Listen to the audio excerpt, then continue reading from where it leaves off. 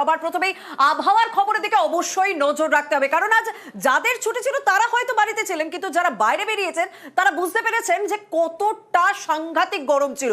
এবং চৈত্রে এই 40 ডিগ্রি এবং যা পূর্বাভাস রয়েছে আগামী দুদিন আরো তাপমাত্রা বাড়বে এবং তার পাশাপাশি পুরুলিয়া বাঁকুড়া পারদ উঠবে 40 ডিগ্রিতে। আর কলকাতায় তাপমাত্রা বাড়ার পূর্বাভাস রয়েছে এবং তা 36 ডিগ্রি ছুঁই ছুঁই। আমাদের সঙ্গে সরাসরি রয়েছে প্রতিনিধি বিশ্বজিৎ। এই তো সাংঘাতিক অবস্থা দেখছি, মানে এখনই যদি এই অবস্থা হয় পরে গিয়ে কোথায় ঠেকবে?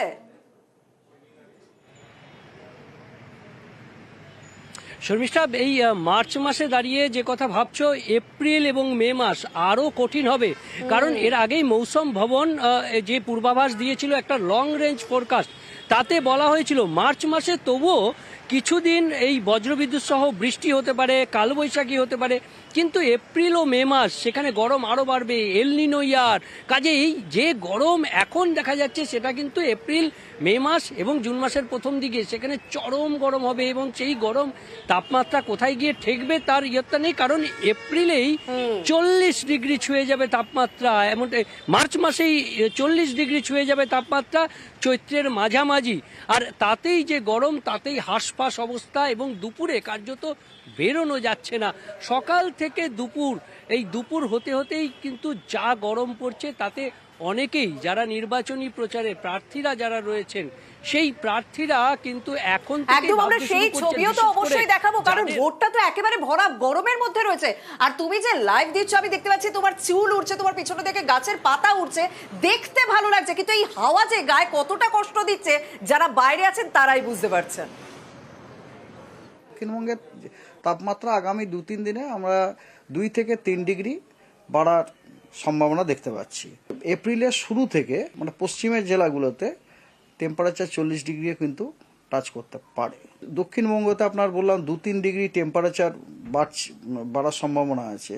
তার সাথে সাথে কন্ডিশনটা অনেক বেশি হিউমিড হয়ে যাচ্ছে, আমাদের ডিসকমফোর্টটা একটু বেড়ে যাবে আর কি। 31 তারিখে গোটা গ্যাঞ্জেটিক ওয়েস্ট বেঙ্গলের সব কটি জেলাতে হালকা বৃষ্টির সম্ভাবনা আছে। আর সতর্কতাও দেওয়া হয়েছে আমাদের মেদিনীপুর এবং ঝাড়গ্রাম।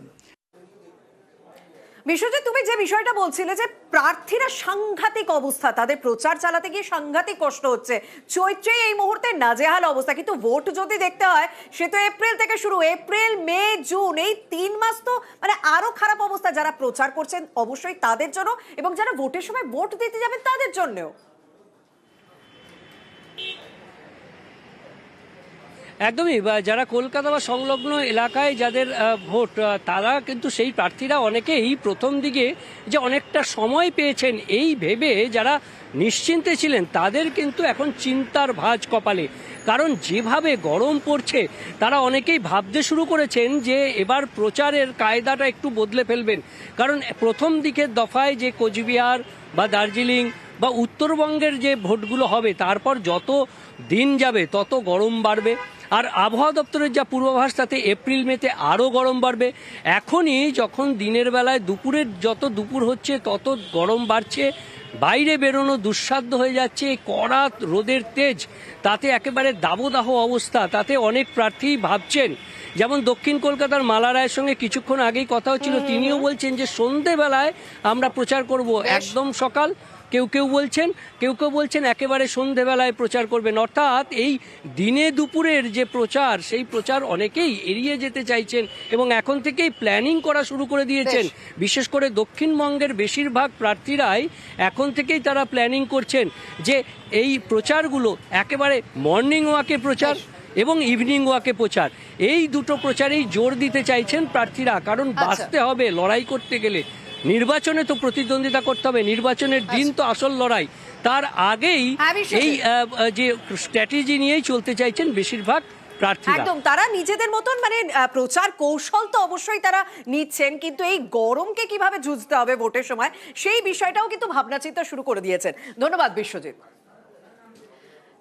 এবার একটু বরানগরের দিকে নজর রাখা যাক। যখন তৃণমূলের প্রার্থী তালিকা প্রকাশ হয় তখন অনেকেই ক্ষোভ প্রকাশ করেছিলেন, তার মধ্যে সায়ন্তিকাও ছিল, কারণ তাকে 2021-এ বিধানসভা সভায় টিকিট দেওয়া হয়েছিল, যদিও সে জয় পায়নি, কিন্তু কোথাও কি সে 2024-এর লোকসভা ভোটের টিকিট আশা করেছিল? সেই কারণেই তো ক্ষোভ প্রকাশ করেছিলেন। কিন্তু সেই ক্ষোভে কি প্রলেপ দেওয়ার চেষ্টা তৃণমূল কংগ্রেসের? কারণ বরানগরে যে বিধানসভা উপনির্বাচন রয়েছে সেখানে তৃণমূল কংগ্রেসের প্রার্থী করা হলো সায়ন্তিকা বন্দ্যোপাধ্যায়কে, যার বিপরীতে রয়েছেন বিজেপি প্রার্থী সজল ঘোষ।